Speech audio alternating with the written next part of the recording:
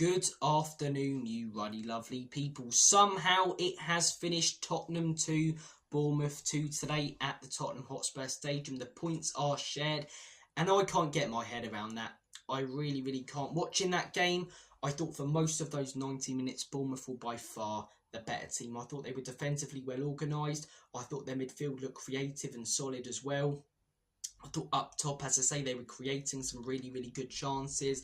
Their press was just night and day compared to us. Our press looked like a load of 10-year-olds just running for the ball, whereas theirs looked really well set up. It looked tactical, it looked structured, it looked well organised, and that's what Bournemouth were for a majority of that game. But somehow we come away with a point. Look, we'll talk about the goals. Bournemouth go 1-0 up towards the end of the first half. That they were by far the better team in my opinion. We had more of the ball, but that don't matter. They were in control, had more shots. We didn't really threaten them with anything. But we've seen this goal conceded pretty much every week. A team wins it off us in transition. They quickly play it to the wings. And because our managers asked our fullbacks to invert, they can't get out wide quickly enough to stop the overload. And that's what happened with that first goal. I'm not Pro's biggest fan, but what's he supposed to do? He's been asked to invert. He's gone into the midfield. Bournemouth get it out wide. It's a brilliant ball by COYS, and Jed Spence loses his man at the back post. It's a really good Bournemouth goal. Right at the beginning of the second half, they have a goal disallowed due to offside.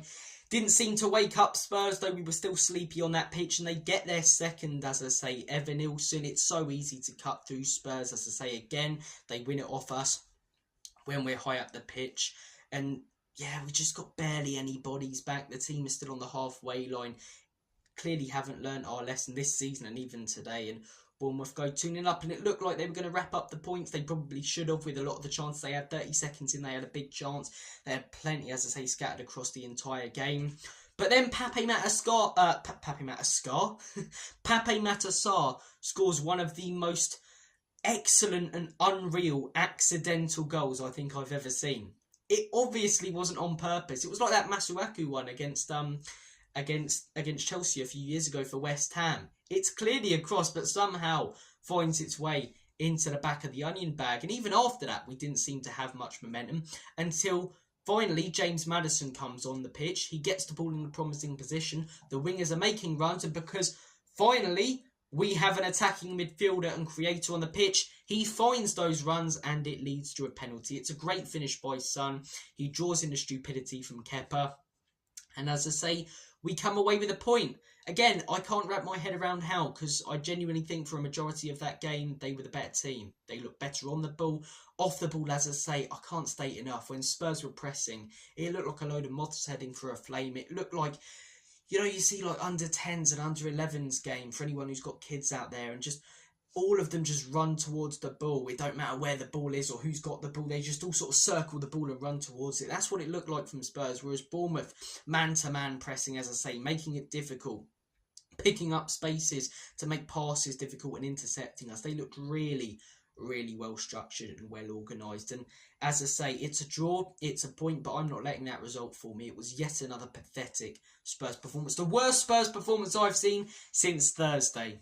Honestly, I mean, look, seriously, joking aside, these performances pretty much every week. So many times we've gotten away with it. We nearly got a win today, but the fact we're coming away with a point really is a blessing for us. I mean, does it make any difference league-wise? No, we can't achieve anything in the league, which makes you think, why did we not start Archie Gray in the 6 today? I've been saying for a while, as soon as our players come back, he won't give Gray a go in his favoured position. He'll drop him. Cheers, lad. I threw you in the deep end. You've come out shining. You've been brilliant the last few months. Your reward is getting benched, and that's what happened with him. Perfect chance to play someone like a Mikey Moore, who weren't even on the bench as well. But anyway, the best thing that could have come from today is a bit of confidence heading into Thursday. Do I have that as a fan? No, not after watching that 90 minutes. Do many fans have that after watching that 90 minutes? I don't think they will. Obviously, some of the big antisexuals will, but honestly, I don't know how you can watch that game and it get you excited about watching Spurs again. I mean, yeah, we came away with a point, and yeah, we did technically come back, but the comeback came from stupidity from the goalkeeper, and the first goal, which was a cross. I mean, fair play, sorry, it did go in, but it wasn't intentional, whereas Bournemouth were the side creating proper chances. They just looked levels above us today. So heading into Alkmaar, look, as a fan, I don't have much confidence. I don't think much of the fan base will, but hopefully the players can take some confidence into that game. It's a big game. Hopefully we can go through all our eggs in that basket. Now, I don't want to hear no excuses for these performances that we've seen today, and I don't want to hear any excuses for what we see on Thursday unless it's a convincing win. Alkmaar, I've been saying for a while, they're no mugs, but they're a team we should be comfortably beating. We've made this tie extremely difficult for us. Man of the match, I thought Jed Spence was pretty good for most of the game. Did get caught out with a goal though. I thought Danzo, again got caught out with a second goal, but is it really his fault? I don't think Bassoon was terrible today. See, this is one of them. I can't understand how we came away with the point, because I'm looking at that Bournemouth side. Tavernier, excellent. You know, Evan Nilsson, great goal. Kirkes whipping in great balls. And I'm looking at that Spurs team. Did anyone stand out? No. I mean, you'd probably have to say Maddison, because he came on, made an impact, and as soon as we had that creative player on the pitch, he immediately spotted a run from the winger, and it led to a penalty. So Maddison looked good when he came on. Start him then, Ange. How about that? Leads to some creativity when you actually play with a number 10. Why don't you try number 6 now as well to cover the centre-backs? And then we can start building a structured midfield instead of your 3/8 nonsense. But look, a point is a point. I cannot speak today. It's better than a loss. I'm not taking much confidence from it. I think we were by far the worst team in that game. Bournemouth were fantastic. They'll feel gutted coming away with a point, whereas we'll feel extremely lucky. Hopefully the players take confidence though. That's what's important heading into Thursday. Thank you guys for watching this video. Take care. Have a smashing rest of your Sunday and weekend. And as always, Enoch and Levy out. And shout, come on you Spurs.